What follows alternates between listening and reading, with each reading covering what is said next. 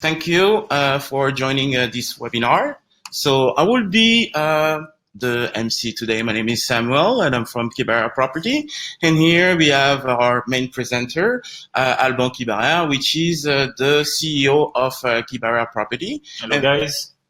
Hello. And we also have Ranjit, who is the sales director of Kibarer Property, and a special guest, Raphael, who will talk to us about, tell us about daily rentals.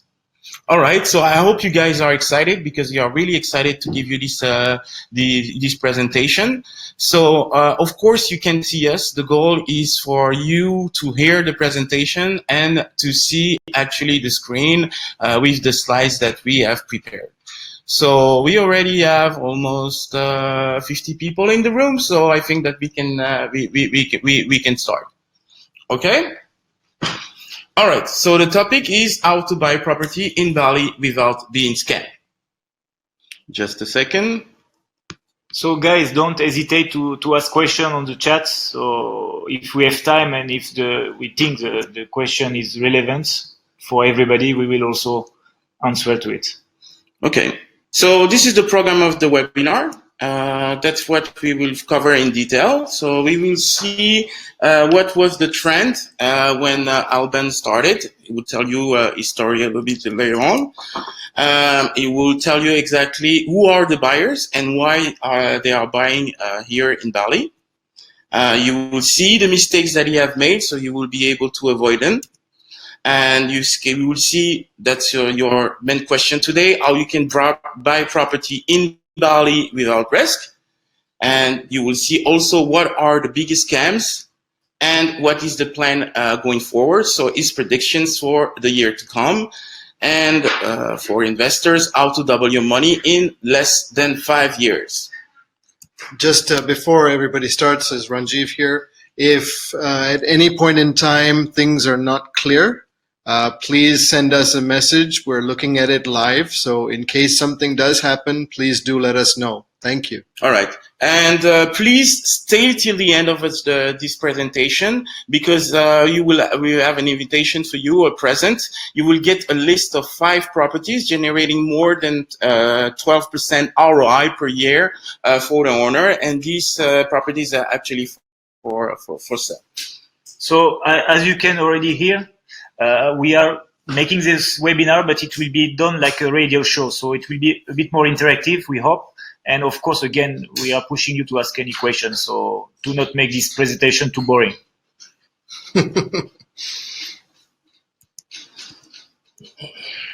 Okay. All right. So this is, I'll let Alban introduce himself. So I don't know if everybody knows me, but I arrived in Bali 10 years ago. Is what I explained on the video, and I started my real estate agency. I didn't have any knowledge about property when I arrived, and by luck or by I don't know, somehow I managed to build this real estate agency. And today I think we can say we are the leader in the markets. I myself bought, lease, sell, build villas in Bali. And that's also the one of the reasons we are doing this webinar, because we realize that so many people are asking the same question. It's quite various at the end, but the main questions are always the same.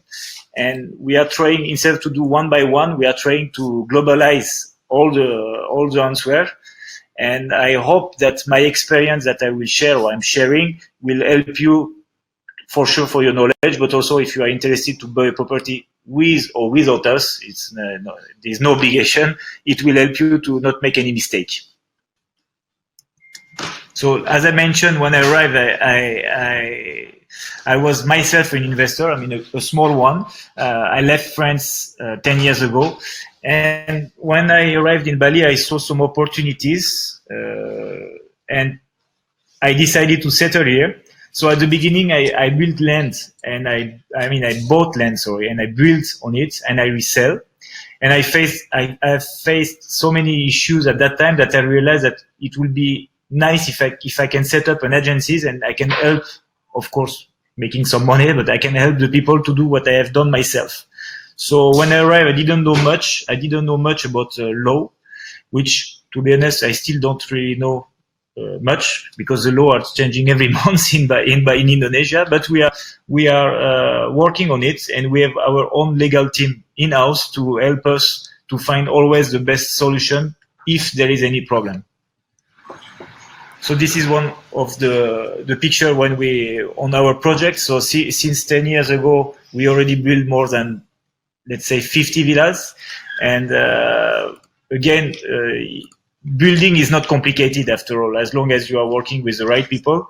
But it's all the paperwork before you buy a property. I mean, a land, obviously, and afterwards. So you will learn and you will understand later what is important to work with the right people.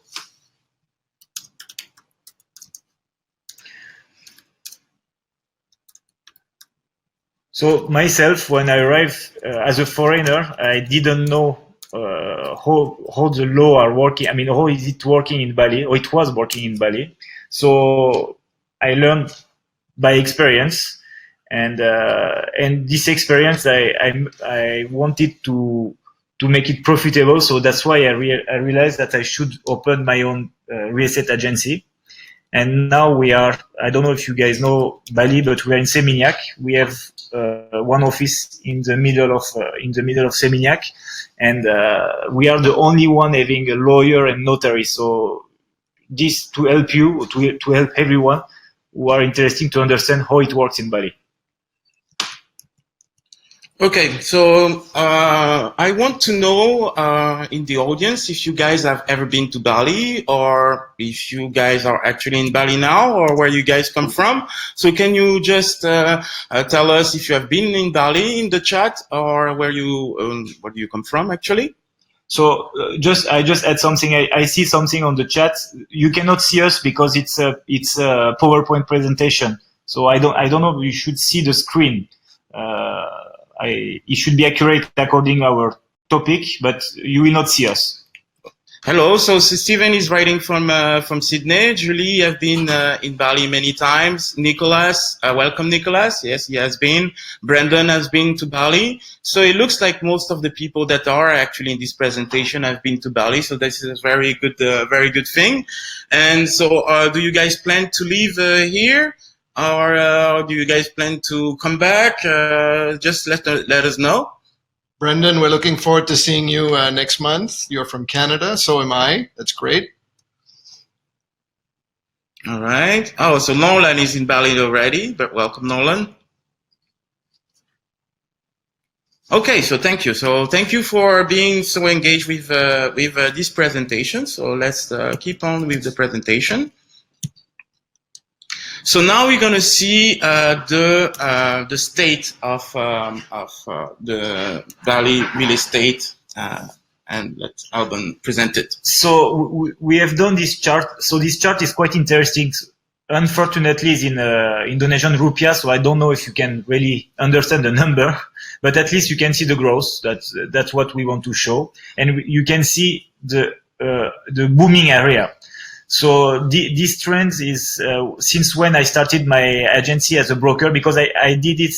I started the business 10 years ago, but I was only building and selling. Since 2014, I'm also doing brokerage. So from this, we got the numbers and we put it on the chart, and you can see which area are booming and which area are flat at the moment. So again, if you want to know what we think or which area is good, and please you can comment anytime. All right, but what we can see, and that what you can clearly see, is how much the price for properties has raised in the last 5 years, and is still there is still growth. So it's still a very good a very good moment to invest in. So yes, there is some area that are still growing, some area that are, I think, reached the peak, if I may say. We don't see any decrease on prices. we see more some stabilities, but we also can see that there is new upcoming area which we can predict will be very profitable over 3 to 5 years. Okay, so just before we go to the next slide, Steven is asking a question about this. He's asking, what about Umalas? So Umalas is it become a booming area since 2 or 3 years ago for one reason. It's a bit complicated to comment for everybody because I don't know if everybody knows Umalas, but I will answer to Steven. Is Umalas get a shortcut to the beach, because before from Umalas to the beach it took for everybody almost 30 minutes.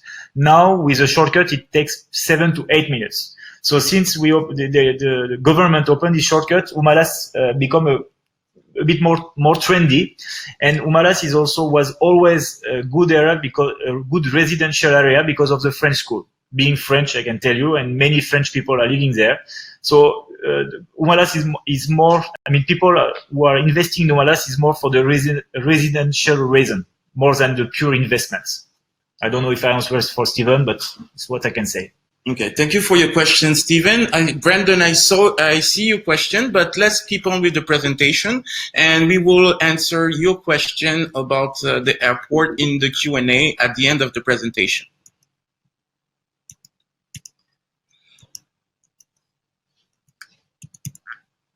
So now we are sharing some of our private information. You cannot find those information anywhere else. We managed to get those information from our own sales, and it's something very interesting. You cannot see clearly on the charts, but what you can understand is, first of all, the first investor. I mean, the first buyers in Bali are Indonesian, which makes sense in a way. And later on, we can see that the next investors are the tourists, the major tourists, which are Australian. Let me check again. Australian and Southeast Asia. There is something very interesting that this is my own analysis. Is we don't have the Chinese yet. So I don't know if you guys are aware, but the Chinese are the biggest new tourist comer in Indonesia. Not everybody say it's a nice thing, but it is, by matter of fact, by numbers they are. But the good news is the cheap Chinese tourists, the Indonesian government are against the $0 tourists, so-called. And 50% of the Chinese coming are individual Chinese. So they are not the one coming with a flag and following the bus. They are a couple or family coming, which they already have a certain standard. So our prediction, if I already go a bit far, but our prediction is a lot of Chinese will start to buy in Bali anytime soon. Okay, so let's see now, because you seem to have a perfect run, but I'm pretty sure that you did some mistakes in your career. Can you tell us about these mistakes? Except getting married 3 times, I don't see so many mistakes that I have done. But beside the private life, to be honest, I didn't do so many mistakes. I did, of course, small one, which I can analyze now, but I was fortunate enough not making the big one. So we enumerate 4 mistakes that I may say I've done. So the first one, since I arrived, and I think a lot of people in this presentation might think the same if they came to Bali, because we can see on the private chat, most of you guys have been to Bali many times. If you are coming here since 10 years, I think the charts we have given to you before make sense. So the prices 10 years ago and the prices of today are completely different. And myself, even though I'm working in real estate, in the real estate business, I was always thinking that it cannot go higher. And surprisingly, every year, some areas are getting very, very high. And you always think that it reached the peak until the market shows that not. It's still growing. So that's one of the mistakes sometimes we shouldn't do is, yes, the prices are still getting higher. So from my own, this is more a personal experience. If you are planning to build in Bali, the delays are one of the major factors when you work with a contractor. I think it's not only in Bali, even in the Western country, the developer are late. but in Bali it can be from 1 to 2. You can really double your time. So I can explain you why. I will give you only one example to not carry on too long. Is, as you know, the Indonesian people are very nice, and they tend to say yes to whatever you will ask. And that's the main issue. Is you will ask during the construction, you will ask things which are possible to do or possible to be changed during your construction, but they don't tell you that the time involvement for those changes. And because we don't have experiences as an individual, if you make many changes, the construction can last very, very long. So that's one of the mistakes I have done, and I really, really suggest you to be careful on it. You're gonna say it's a bit stupid to mention this, but yes, we need to really be careful about making the right research before we arrive, and really also working with the right people, signing papers and signing contracts. It's very, very important. I don't suggest you or wish you to be in the court in Indonesia, but at least if you have a clear contract between any parties, if you are buying a land, selling a property, management, whoever, everything should be written and understood by both parties. So also, maybe I arrived when I was 24 years old, so I put this on my age. I really wanted to do the things myself, because also Bali, everything looks so easy in Bali. I don't know if you noticed this, that you can do almost whatever you want. There is furniture shop everywhere. There is a decoration shop. There is a building. I mean, everything is there, and there is always someone here to help you. So at the beginning, I was really thinking that I can do myself, until I realized that it's a time. I was wasting a lot of time, and I was not doing it right. So I realized that also as part of my company, I prefer to subcontract every section: design, management, construction, working with the right people. And of course, it costs you a bit more, but it's less headache. And at the end, the product or your house will be much nicer.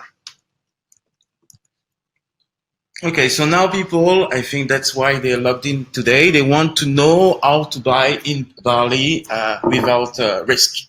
So, guys, of course, it's an interesting topic, and we enumerate four things, which looks very normal, but you will see at the end that you need to think about those 4 factors always during the process to buy something here.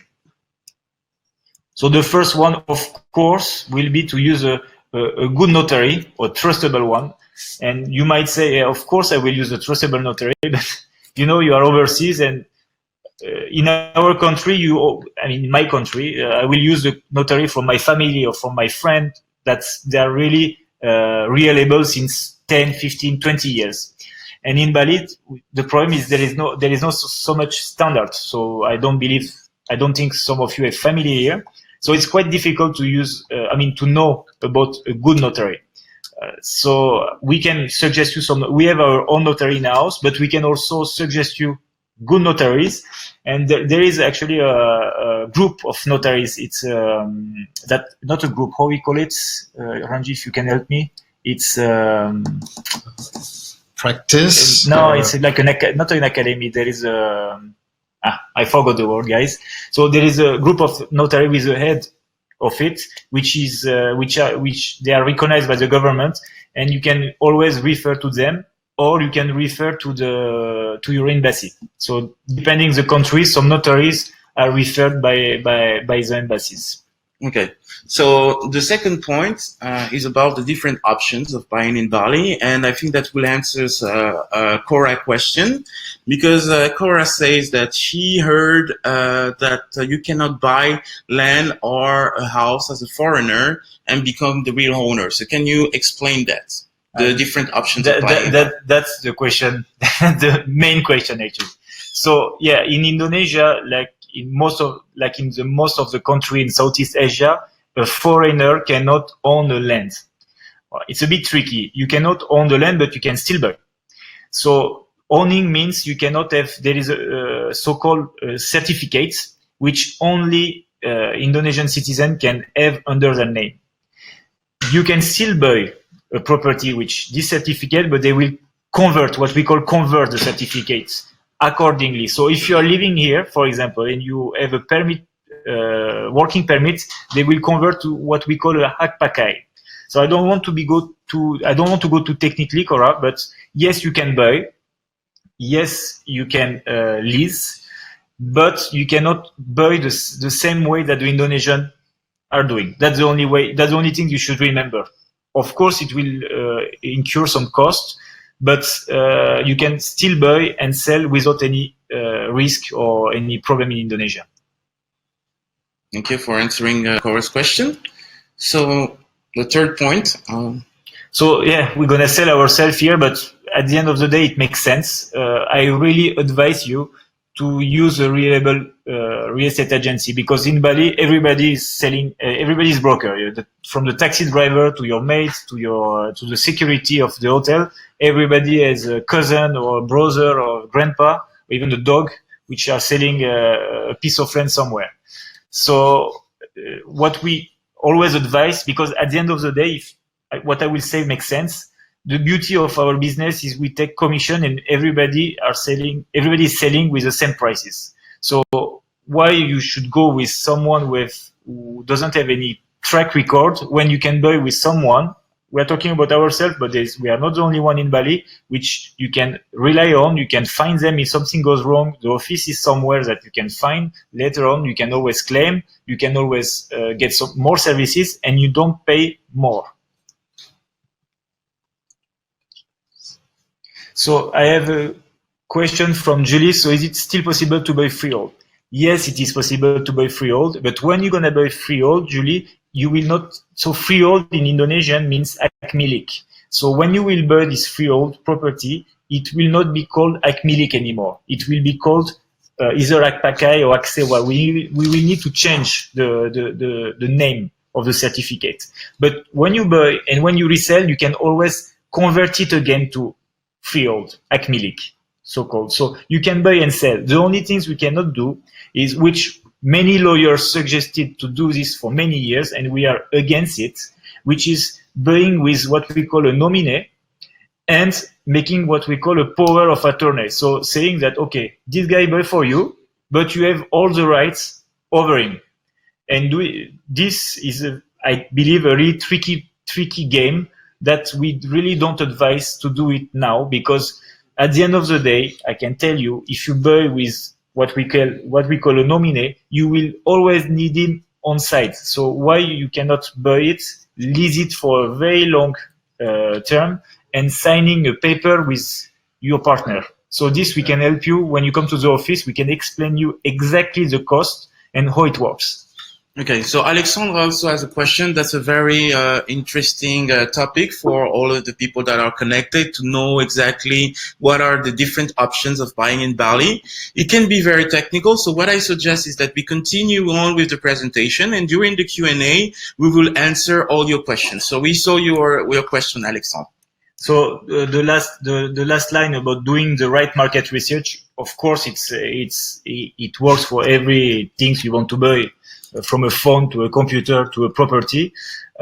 What I can tell you about the market research, it's since we have the biggest database of property, and also we have a good amount of data about the buyers and the renters, we can really guide you about, according to your budget and what you expect from the property, we can really guide you where to buy and what to buy. This, I think, is what makes our company a bit more successful and powerful compared to the others. Okay, so now people want to know, of course, what are the biggest scams? How can people get scammed in Bali? So the first one is something which is not happening too much anymore, fortunately, but it's still happening in Sumba, Sumbawa, or Lombok. So before there was the way the people own the property is. I'm talking about the villager. They go to a piece of land and they go to the land department and they claim this land to be theirs, and they got what we call the certificate I was mentioning about before. But the thing is, sometimes they were not the only one doing the same. So from one land, you could have 1 or 2 or 3 owners, and in that case, a lot of fight and a court case has been filed. In Bali, we used to have it when Bali was quite rough, but since a lot of foreigner and a lot of transaction which has been done, we don't have this case anymore. I mean, it's quite rare. If you buy in Seminyak, Canggu, Malas, or Sanur in south of Bali, it's quite rare to find this case. But you still need to find a good notary who's gonna make sure that the property belongs to the right person. Okay. So this is something very interesting. I will talk about France because Napoleon made a law that you cannot buy a land, you cannot have a land without access. So every single land in France should have an access, either provided by the owner, either provided by the government. In Indonesia, it's not the same. You can buy a land without any access. So how it's possible? I'll talk about Bali because it's more about under our knowledge. It's a village. It's organized by villages, and all the villagers knows each other. So when they have a land and they passed away, they cut the land and they passed away again and they cut again. So what happened is sometimes one in the middle ended up without any access. But since all the surrounding are families, they always have either a verbal agreement, either an underhand agreement saying that they can always use the other land to grow their rice. For your case, you will not grow any rice. You will buy and eventually to build something, but it will be different if you want to bargain with locals because they are not your family. So if you don't have access, you might have a lot of difficulties you will have definitely big difficulties to build something on your land. So this is something that it's a bit also tricky. We have what we call green zone, which I believe in most of the country we could have this kind of certificate, this kind of zone. So it's to prevent too many buildings in certain areas. The governments decide to keep some land empty. So one of the biggest risks that still exists is you buy today a land which is buildable and in a residential area, and next month or in 2 months when you start to build your property, they convert this land in green zone. So it happened to some of our customers. We were fortunate enough that we didn't sell the land, but it happened that some of the customer bought a land when it was buildable, and today is not buildable anymore. Of course, it will change next year, in 2 years, in 5 years, but until then, they cannot do anything. So this is just, I don't want to bring this topic, this sensitive topic here, but like in every region, we advise, as a real estate agent, I will advise you to not be too close to a temple because you need to follow the rules. There is no way that you don't follow what they say, and the rules are quite strict. And also, if you live close to the temple, you might have a lot of people passing by your property. So we really advise you that if you are not local, not buying close to a temple. You can buy property close to a cemetery. That's still okay, but a temple, I would say you should avoid it. Okay, so thank you for exposing us the biggest scams. I hope that you guys really appreciate this presentation today because it's something that is very valuable. Having somebody experienced as Alban giving you all these tips, because these tips, when you try to invest in Bali or buy property in Bali, you won't get it. I've been here for many years, and a lot of the things that Alban is telling us today I didn't know about, and I'm lucky that I have him by my side to so now if I want to think about an investment, then I know exactly what I will do. What are you waiting to say? Don't think too much. All right, so yes, so you are probably wondering, and this will will answer some of the questions that we had in the chat. you are probably wondering many things. So the first thing that you're wondering is, can you really own a property in Bali? So I already answered this question. You can own a property in Bali, but again, the certificate will not be under your name. That's the only difference. So technically you own it, or practically you own it, and technically you don't. Let's put it in this way. Okay. So is it a safe country to invest in? Look, we are selling. So of course I will tell you it's a safe country to invest in. I will tell you from my point of view, myself, I'm living here since 10 years. You don't see us, but we are five around this table, and we are all, no, there is one Indonesian, but we are all foreigner, and we came here because we really like Indonesia, and we really believe on Indonesia. So if not, we wouldn't settle here. Myself, I invest a lot of money in properties. So yes, it is if you check all the economy analysis and everything, all the lights are green. There is no way that if you put money anywhere in Bali or in Indonesia, you lose. If you buy it right, there is no way you're going to lose money. There is literally no way. All right. So Steven has a question about the government being more religious and not wanting foreigners in Bali. I think a lot of people are with the recent news. That's a good thing about this webinar. And I think we will do more webinar after this one. It's already quite successful. We have more than 60 people listening since 30 minutes. And we will do it quite regularly, and maybe comment it. We will comment the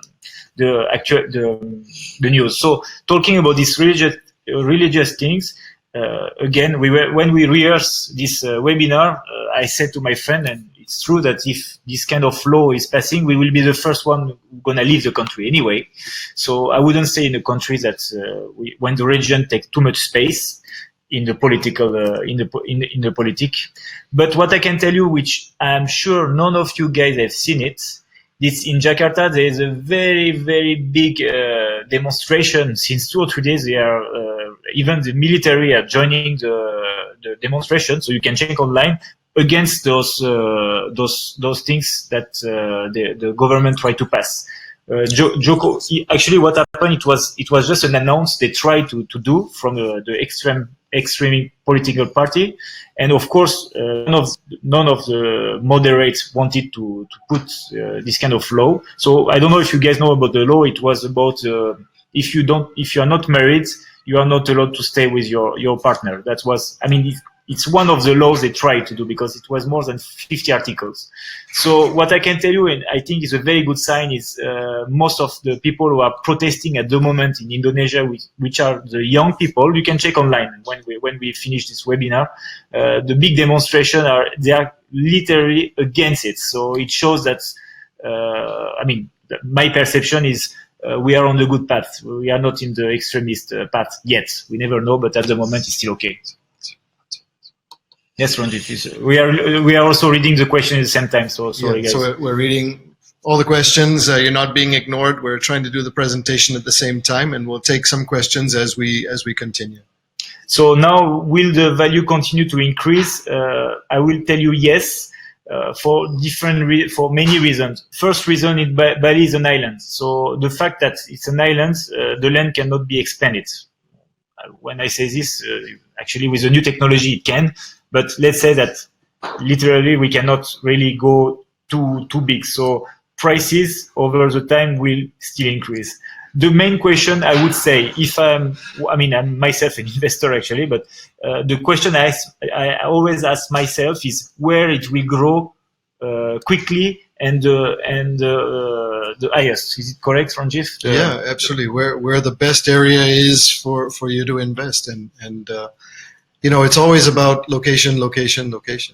But the thing is, the location are changing. That's the tricky part is 10 years ago it was Seminyak. Today Seminyak is hot, but not as hot as before. So today is Canggu. But the question is what will be tomorrow, because it's where you invest on tomorrow that you will make more money. If you are looking to make money, I'm not talking about lifestyle.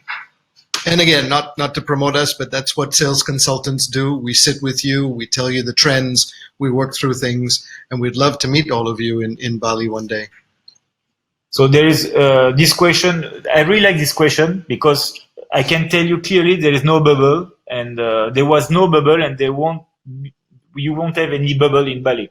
For one simple reason is whoever buy property in Bali pay cash. When I mean cash, is they pay all in front. There is no loan. I mean, the loans are not significant in Bali. So most of the people who are buying the property here are paying by cash.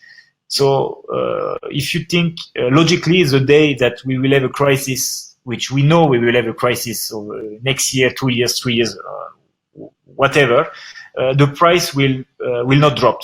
I don't think it will grow by the time being, but at least it will not drop because all the property will be paid. It will not be. They are not owned by the bank. That's our own analysis, but also you can cross-check on internet. So coming back to the loan, it's very difficult to get a loan if you're a foreigner. So because you are not working here, so it's very difficult for the people to check your assets. But if we're talking about our own project, we are offering some payment facilities. So you cannot get a loan, but you can get payment term. Okay, thank you for this. So now I have a question for our audience. So now that you have all these explanations from Alban, what will stop you from investing in a foreign country? Can you write your answers in the chat, please? So what will stop you? And also, did you consider actually investing in a foreign country if you haven't already?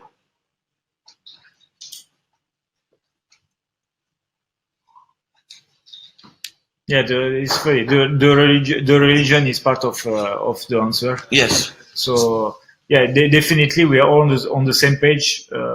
And again, we are. I mean, it's very sensitive, but it's not about Muslim or Catholic or whatever. It's in any country. I don't think the religion. I mean, being French, we are the religion is out of the of the political, and I always see this in a good way because it should be separated to avoid. I mean, to avoid all the potential conflicts. All right. So we see from your responses on the chat that the main reason that will stop you for investing in a foreign country will be natural disasters, civil unrest, and extreme religion and insecurity. So of course, these are valid concerns, but for somebody that have been living in Bali for about 10 years, what do you think of this, of the security aspect, the natural disaster? Look, about this religion, I explain you. Bali is very strong. I mean, it's an Hinduist island, which is very strong, and the beauty of this island actually is their own culture. So as long as the culture is here, except if Bali become a Muslim over 20 years, but as long as Bali remain to be Hinduist, because it's part of the culture. I'm not even talking about the religion. I'm more talking about the culture. I don't think that the price will go down. So religious-wise, we are good here. Now it's a natural disaster. Look, it's very easy. You just insure your property. So if you insure your property, let's say there is an earthquake and your roof is falling, you will be, of course, you will lose some money, but you will recover from the insurance. So there is nothing complicated. What is the most dangerous is the tsunami, but Bali is covered, I mean, all around Bali except in the south, it's covered by islands. And the belt, the fire belt, is on the north. So they already analyzed it. I don't know if we can believe on it, but they said that the tsunami won't have time to grow and to reach Bali. So what is the last question? So there are so many questions also about the airport. Yeah, so Etienne and Brendan have asked about the new airport in the north. Is that just a rumor, Alban, or is it actually coming up? I don't know if this webinar is recorded or not. I cannot say the same thing. For my personal opinion, what I've seen in Bali, it's even if it is started, it doesn't mean that it will be happening. So it already started. I can tell you, but they will finish it or not. This I will not. We can't speculate. We can't speculate. We not speculate. They will need to do it. They will need to do it at a certain point. But what I can tell you is they need more. They need more to put a new road to connect the north to the south. That the challenge is more to create a bigger road, which they will do it at a certain point.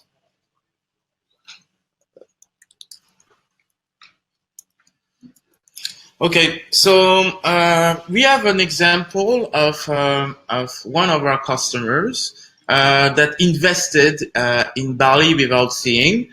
We will send you on the chat the link for this video. We will not play this video, but can you tell us the story as Pascal, please? Okay, to make it quick, Pascal rented a house from us for 1 year, and he got a personal issue, so he had to be reimbursed. I don't remember the story, but he had an issue with the money. We managed to get it done, so he was quite happy. And one of our sales sent him one of our project, and he really likes it. And surprisingly, this guy, without coming and without seeing anything, bought 2 property on the project. And this video, we shoot it after 6 months. So he came for the first time and he saw the project, and he really liked it, obviously. And we asked him if he didn't mind to record it, because we can. He's really genuine. Whatever you see today, I mean, you hear today from me or what you see online, we don't have scripts. We have a guideline. We know what we are talking about. But we don't script anything. So you can see that whatever we say is really what we think. Okay, so this is really interesting, because the first question that the previous question that we asked you was about what will stop you for investing in a foreign country, and there are some valid reasons, and I'm pretty sure that Pascal has had these reasons too. But he decided not to stay on the fence, and he decided to actually do it, and bought 2 properties, and he's already making a good deal at this point. So the lesson here is that if you think that is a very good opportunity, you should work with people that you can trust, and that's what he found in us, working with Kibarer Property. So once he found the people, the professional, and the trust, then he was able to go on with this investment. But as you told me before, stop thinking about it, and if you want to invest, do it as soon as possible. Yeah, it's at the end of the day. I always say, I was selling cars before, and it's used car, and it's like houses at the end. It's like cheese.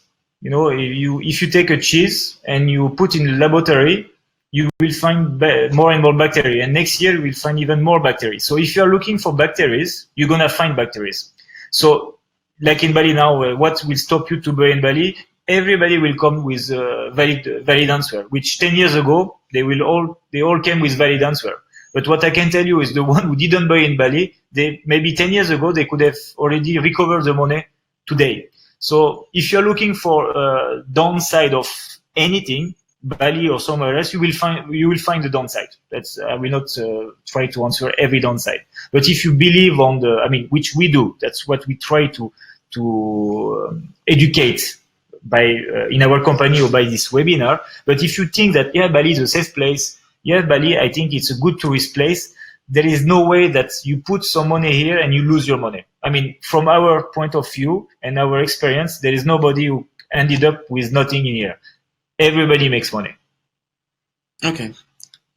Thank you for this. So that brings us to our special guest. So we have actually today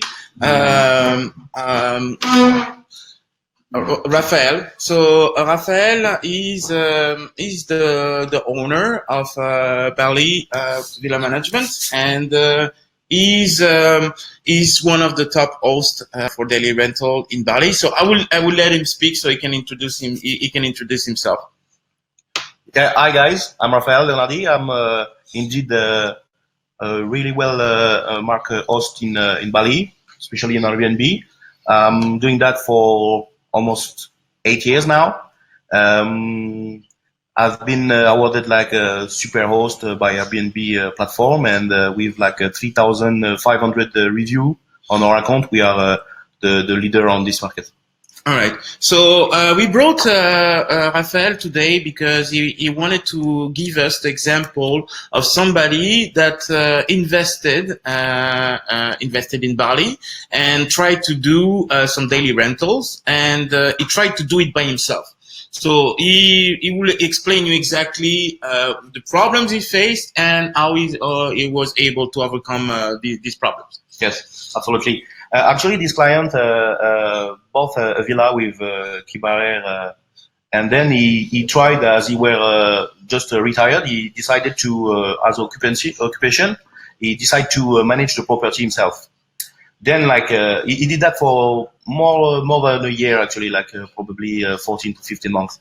Then, like, recently, he get back to us, and he was actually like explaining to us that after like this experience to manage the property himself, he really understood that this is a full-time job. This is a full-time job, and it has to be done by professional. So basically, he was like going through all the hustle of the management property. So it goes through, of course, like marketing and doing the photo. Then after, like listing the property on all the relevant websites, like such Airbnb, Booking.com, and all the OTA.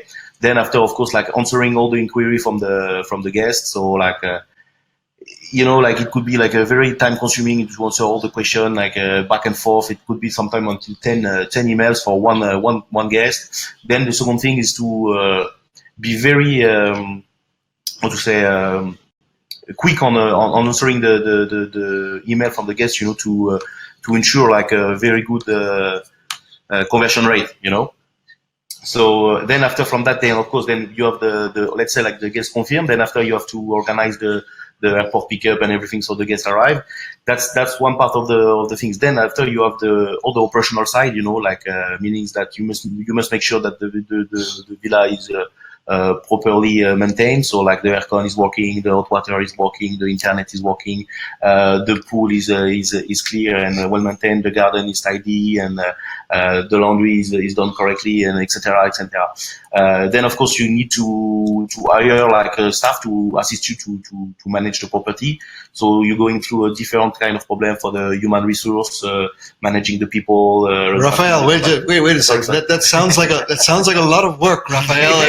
I mean, you buy a villa and that's what you need to do to maintain it. Exactly. So what do people do? Do they come to you? Yeah. Basically, like they really need the assistance of property management agency to assist them through all these problems. Basically, when you buy a property, in the first place, you don't realize that what kind of issue you will face.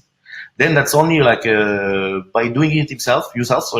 Then you understand step by step. Okay, this is very difficult. This is complicated, and then you need to find the proper also like all the partners to assist you to like maintain the property, maintain the pool, and find the right staff, and doing all the back office work is very time consuming. Also, you need to be always on top of your email inbox, and you need to answer very clearly to your guests all the questions they have, and then after, of course, there is all the accounting side, which is also like very time consuming.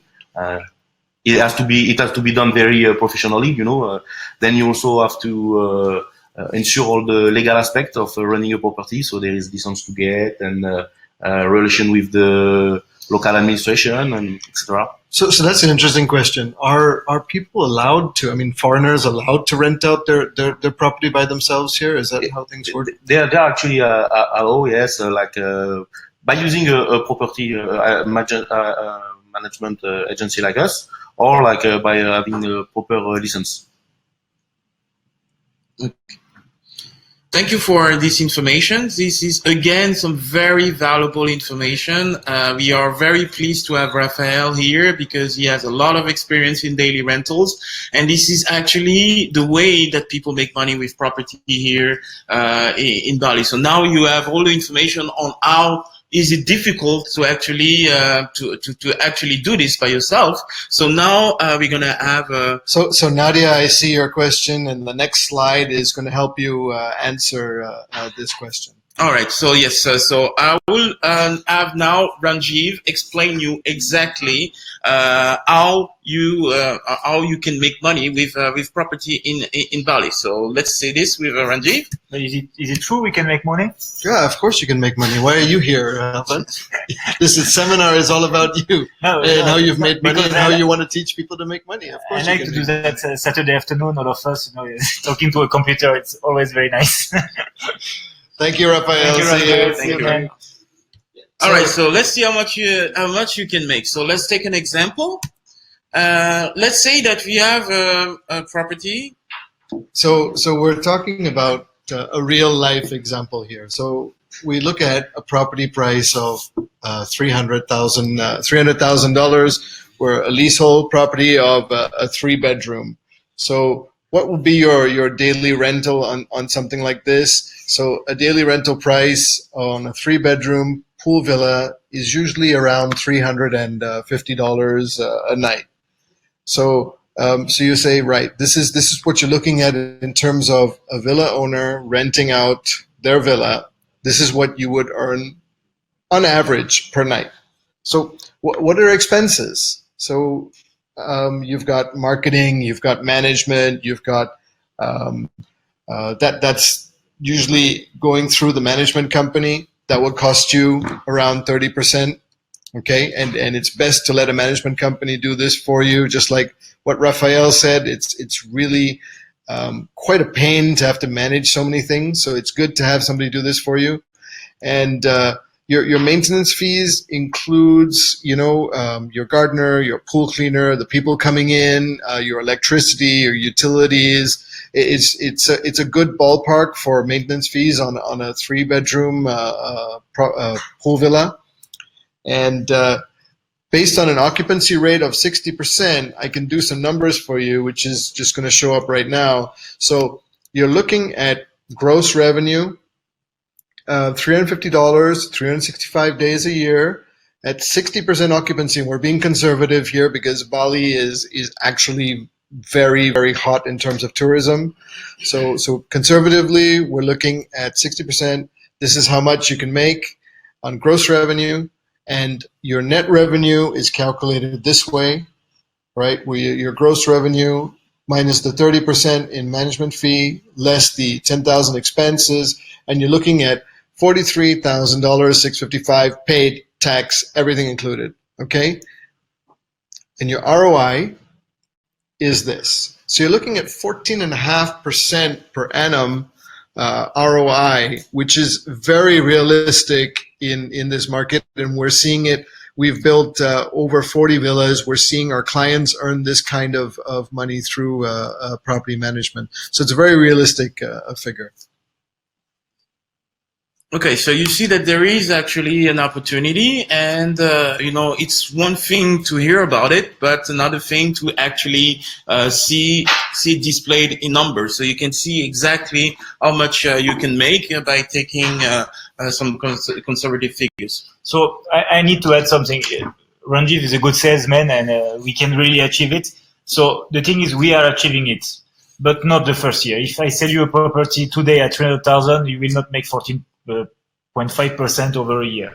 It will take 2 or 3 years to reach like the cruise, what we call the cruise speed. So the first year we'll make maybe only 7 to 8%, and slowly it will grow. You need more review because you will put the property in the rental market. You will need reviews. You will need people to come and pay and see what is working, what is not working. So it's where Raphael get involved and will really help you to achieve those numbers. So the number that the people are doing, when I say the people, is our own customer, is between 7 to 15%.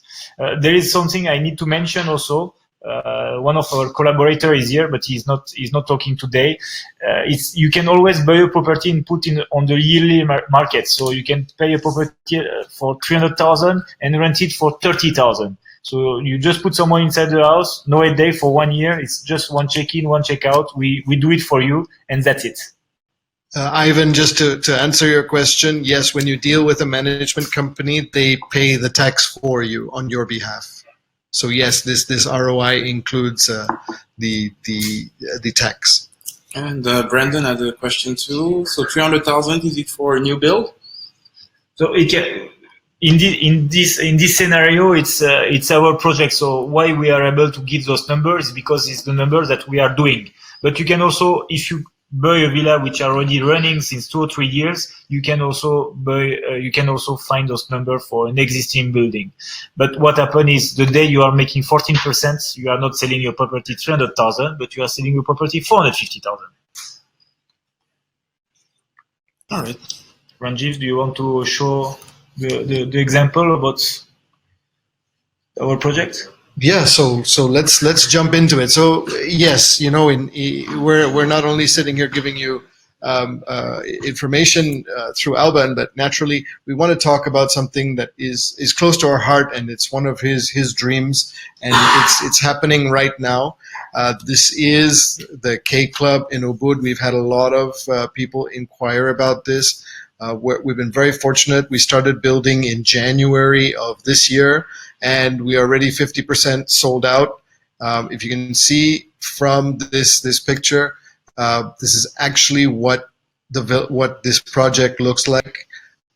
We have 30 villas, 30 private pool villas from 2 bedrooms to 5 bedrooms on 3.2 hectares of land in Ubud. Absolutely stunning, flat, beautiful rice fields. And then we've got this nice drop into a restaurant, our wonderful day club pool, a glamping retreat, and all of this is very, very unique because it's fully serviced, and it's a luxurious feeling. You're back to nature, and it's all about health and wellness.